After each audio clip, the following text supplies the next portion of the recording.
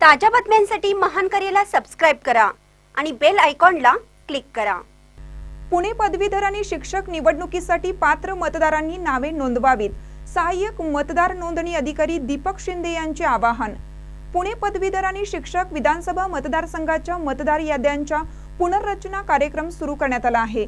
या मोहिमेत पात्र पदवीधर आणि शिक्षकांनी आपली नोंदणी जास्तीत जास्त संख्येने करावी असे आवाहन सहाय्यक मतदार नोंदणी अधिकारी तथा उपविभागीय अधिकारी दीपक शिंदे यांनी केली आहे।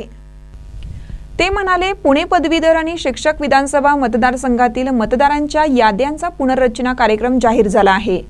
30 सप्टेंबर ते 6 नोव्हेंबर अखेर ही मतदान नोंदणी करण्यात येणार आहे।